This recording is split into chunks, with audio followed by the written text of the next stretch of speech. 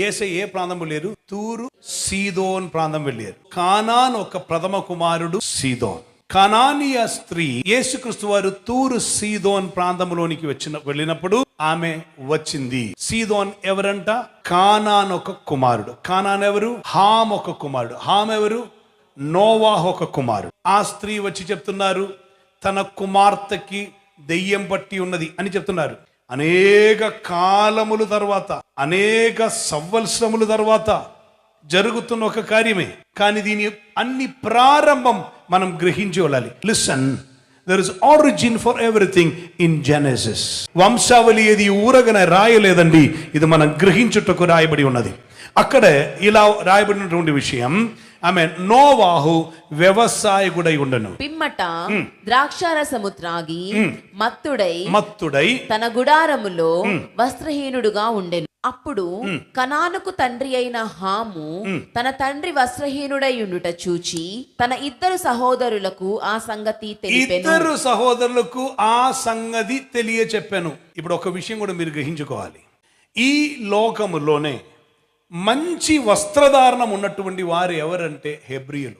వీరికి వస్త్రమును గురించి ఉన్న ఏ లెవెల్లో ఉండాలనేది దేవుడే వారికి నేర్పించారు. లోపట ధరించవలసినది పై వస్త్రం, దానికి పైన ఉన్న వస్త్రం, దాని మీద ఉన్నది, ఇలా టోటల్ దేవుడు వారికి నేర్పించారు. శుభ్రత, శుద్ధి ఏ రీతిలో ఉండాలని అన్ని ఏరియా నేర్పించినటువంటి దేవుడు పరిశుద్ధుడైన దేవుడు.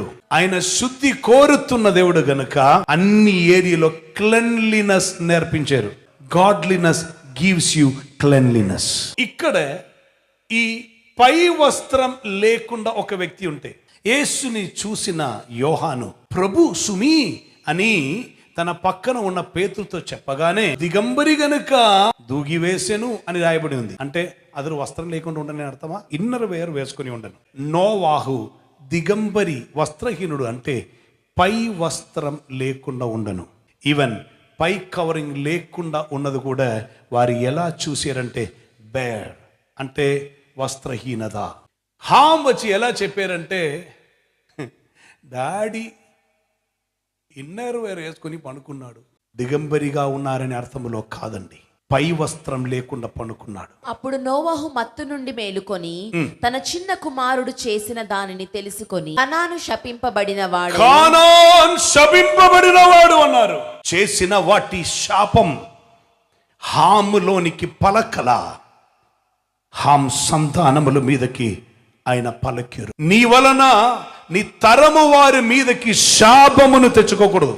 1000 తరము మీదకి వస్తున్న ఆశీర్వాదముకు మనం పాత్రములై మారాలి. కానీ 4 జనరేషన్ క్యారీ చేస్తున్న శాపం మనం తీసుకోకూడదు. కానీ ఇది 4 జనరేషన్ల ఆగిందా? ఇదే నా క్వశ్చన్. ఈ స్త్రీ, కనాన్య స్త్రీ, ఇది ఎప్పుడంటే క్రీస్తు ఉన్న కాలములో జరుగుతున్నది. అప్పటికే కొన్ని వేల సంవత్సరం దాటి వచ్చిందండి. ఆ స్త్రీ వచ్చి చెప్తున్న మాటయే, నా కుమార్తె ఇండిలో దెయ్యం పట్టి ఉన్నది. యేసుక్రీస్తు వారు గెరేసీనుల దేశం వెళ్ళినప్పుడు అక్కడ దురాత్మ పట్టబడినటువంటి వాడు ఎలా ఉండను, అతడు వస్త్రం చించి వేసేవాడు. అప్పుడు అర్థమైంది అతనికి ఏ వస్త్రం వేయించటం సాధ్యం కాదు. అప్పుడు అదొక కుమార్తె అయితే, తండ్రి వస్త్రహీనుడని పలకిన వ్యక్తికి శాపం ఒక రిజల్ట్ ఎలా వచ్చిందంటే, పూర్తిగా కవరింగ్ లేని వాడుగా మారిపోయిన ఒక శపితమైన ఒక సమూహం. ఆ శపింపబడిన జీవితం నుండి వీరు బయటకి రాలేదు. Why? Again and again this was continuing in them. ఎలా తెలుసుకోవచ్చు? ఈ కానాను కుమారుడే సీదోను రాజుయే ఎద్బాల్ కుమార్తె జెజబెల్. ఇసబెల్ వచ్చినప్పుడు చేసిన కార్యం ఏం తెలుసా? ఇశ్రాయేల్లో శిశువులను తీసుకొని వచ్చి నరహత్య చేయించటం. నరబలికి తీసుకొని వస్తే ఆ వ్యక్తి శరీరం మీద వస్త్రం ఉండదు. దురాత్మ చేత పట్టబడుతున్న ఒక వ్యక్తి అతడు కవరింగ్ నుండి దూరం అయిపోతారు. ఒక స్త్రీకి భర్త ఉంటే కవరింగ్ లో ఉన్నారు.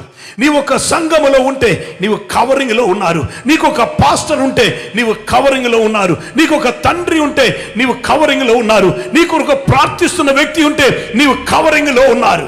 ఈ కవరింగ్ నుండి నిన్ను బయటకి తీసుకుని వెళ్ళటమే దురాత్మ యొక్క పని.